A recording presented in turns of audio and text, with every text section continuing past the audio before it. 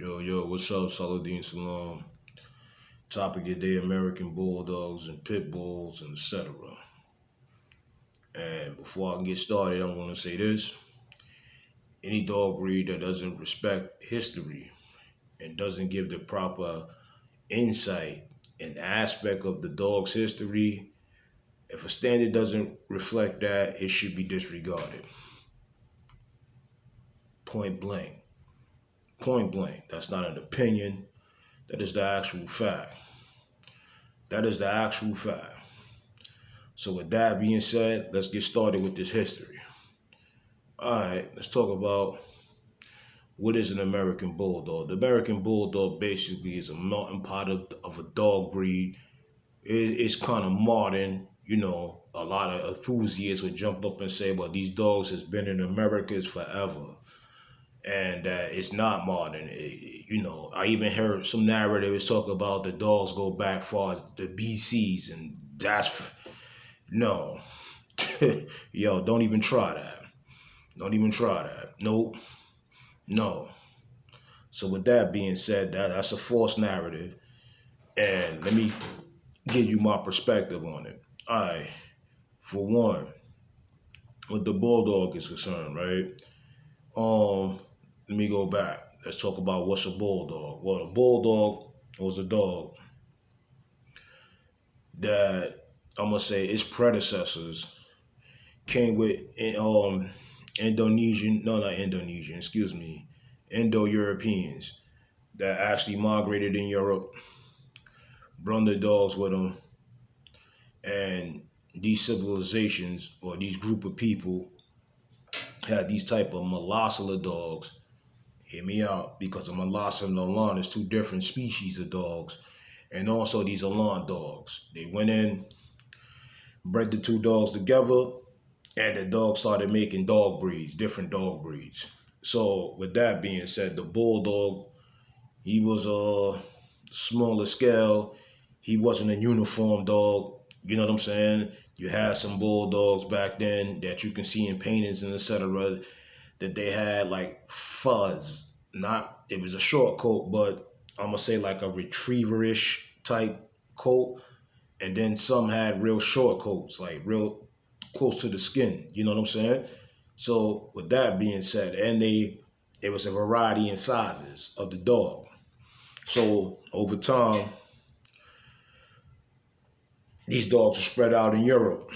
So you got some that was in Germany, you had some that was in England, you had some that was in Ireland, you had some that was in Spain, you had some that was in Portugal, and it goes on and on. France. And these dogs had a task to do. And, basically the same thing. They was just, there to help the butcher slaughter cattle and sometimes herd cattle. It depends. Um, the dogs was, like I said, held in low regard. So now, people starting to get into them. Well, they also hunted with these dogs. So they brung the dogs along with sight hounds, and that's been going on forever. That's all in the Renaissance and etc. You can look at paintings and all that, and you can also see the species of the dog. But then I noticed that the dog started changing.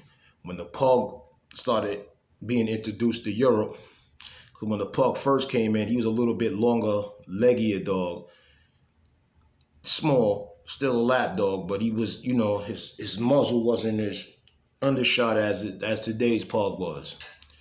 But still in all, the dog was a lap dog. The elite in Asia was allowed to own pugs. So Europeans adopted that as well. So only the elite was allowed to own the pug. So the pug started being bred, because, the monarchs, the dukes, bishops, and all that, they had, servants, and they servants took care of the dogs. So they servants started breeding those dogs into their dogs. So like, again, spaniels, hounds, and of course the bulldog started being bred into the pug. The dogs developed the shorter muzzle by selection, poppy eyes, and etc. The smaller the dog got, the more that trait was desired, and they started really breeding hard on those traits. So now the bulldog is starting to change in appearance. He's starting to look, in certain areas of Europe, like England, he's starting to look more and more of like the pug, but more bigger, over exaggerated. And dog fighting is becoming illegal. Well, let me give a little history with that. With dog fighting is concerned, the bulldog was employed to do that too. And the Europeans were bringing over animals that was out of Asia and Africa, sometimes to fight in the arena, for entertainment. So these dogs are employed to do that. And the appearance of these bulldogs, like I said, they average in size. But Lee Robinson is talking about what the band dog situation is absolutely the truth of the matter. The band dog actually wasn't a admixture of dogs. It could be, you know what I'm saying? It could be. But the band aspect was the dog was locked up or chained. And, the dog wasn't allowed to roam free. Those guard dogs. So with that being said, it just wasn't no uniform in it. So these dogs didn't have a specific look. There was a large range of dogs. So you had dogs that were scissor bites, had dogs with reverse scissors, and you had dogs with pincher bites. Not a big deal, right? Because actually it's not really an established dog breed. So now the dog fighters, they really starting to breed these dogs to gladiate. So now the dogs had to be either ratters or they were pit fighters. So this is going on for a few, I'm gonna say about 200 tops years of them employing the dogs to dog fight. So now dog fighters, they started breeding the terrier into the dogs to make them more suitable for the, more suitable for the pit fight. So they started adding terriers. The white English terrier was added, and so was the black and tan terrier that was added. That looked like a Doberman pinscher or a miniature Doberman, the Manchester Terrier, that dog. So that dog was added into the gene pool.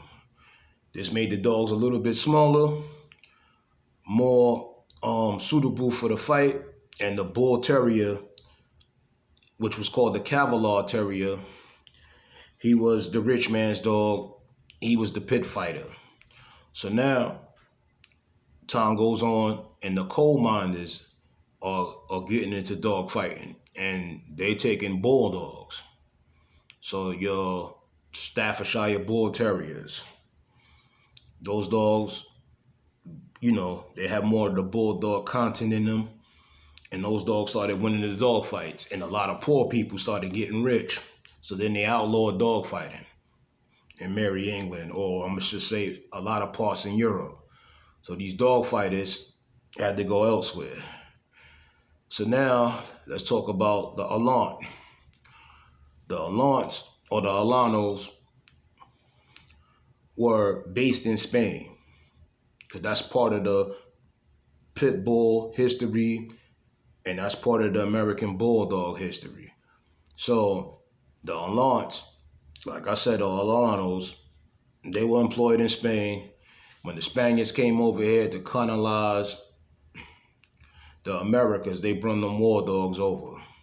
The war dogs did a lot of, atrocities to the native stock, and that stuff was horrible. These dogs weren't suitable really for farm utility life.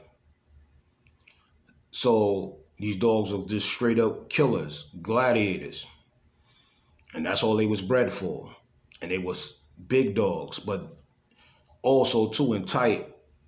It was different types of dogs. Sometimes you had dogs that look like an Irish wolfhound.